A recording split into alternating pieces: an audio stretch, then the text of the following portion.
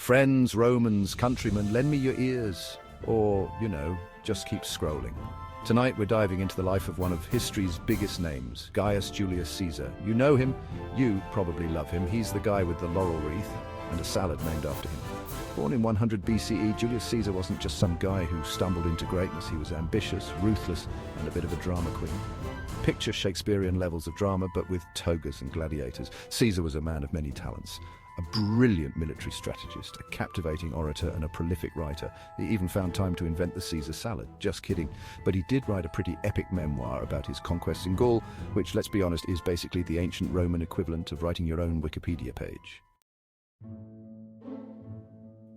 Caesar wasn't born with a silver spoon in his mouth, but he did have something arguably more valuable, a family name. The Julius Caesaris weren't exactly royalty, but they were well connected, which in ancient Rome was basically the same thing. Young Julius, however, seemed more interested in chariot racing and gladiator games than politics. That is, until Sulla, a particularly nasty dictator, decided Caesar should be executed for, well, being related to the wrong people. Caesar wisely decided to lay low for a while, joining the army and generally trying not to get murdered. This period of his life was like a Roman Empire version of the Amazing Race, except with more bloodshed and fewer fanny packs. After Sulla shuffled off the mortal coil, Reed died, Caesar returned to Rome, ready for his close-up. He climbed the political ladder faster than you can say veni, vidi, vici, charming the masses with his wit and good looks. But Caesar craved more than just political power. He wanted glory, he wanted conquest, he wanted Gaul? That's right, Gaul, modern-day France, Belgium, and parts of Switzerland if you're being pedantic. For 8 long years, Caesar waged war against the Gauls, turning what should have been a minor border skirmish into a full-blown conquest. He wrote all about it in his commentaries on the Gallic War, a masterpiece of self-promotion disguised as military history. With Gaul safely conquered and his memoir flying off the scrolls, Caesar returned to Rome a conquering hero. The problem? The Senate, those stuffy old patricians, weren't exactly thrilled about his growing popularity. They were like the Roman equivalent of a grumpy homeowners association, constantly trying to keep Caesar's ambitions in check. But Caesar wasn't about to let a bunch of toga-clad bureaucrats tell him what to do. He had the people on his side, a loyal army at his back, and a flair for the dramatic that would make even the most seasoned reality TV star jealous. Things came to a head when the Senate ordered Caesar to disband his army and return to Rome as a private citizen. This was basically the Roman equivalent of asking a lion to trim its claws.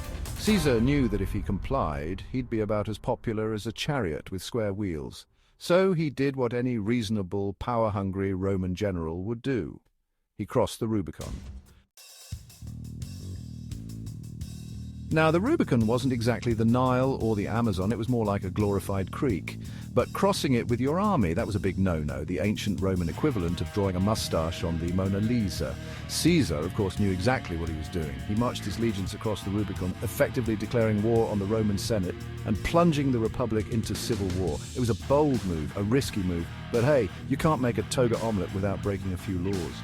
The ensuing civil war was a messy affair, full of betrayals, alliances, and enough backstabbing to make even the most cynical Roman senator blush. In the end, Caesar emerged victorious, defeating his rivals and seizing control of Rome. Caesar, now the undisputed master of Rome, didn't waste any time implementing his reforms. He granted citizenship to conquered peoples, reformed the calendar, thanks Julius, and generally tried to make Rome a more efficient and less corrupt place. He even started wearing a purple toga, just to make sure everyone knew who was boss. But Caesar's reign was short-lived.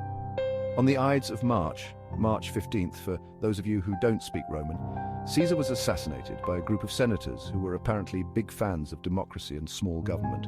Caesar's death plunged Rome into another civil war, which ultimately led to the rise of his adopted son, Octavian, as the first Roman emperor. But that, as they say, is a story for another time. Julius Caesar's life was a wild ride of ambition, conquest, and betrayal. He was a man of contradictions, a brilliant general who loved poetry, a ruthless dictator who championed the common man. His legacy is complex and contested, but one thing is for sure. He left an indelible mark on history, one that continues to fascinate and inspire us today. And hey, without him, we wouldn't have that delicious salad dressing, so thanks, Caesar.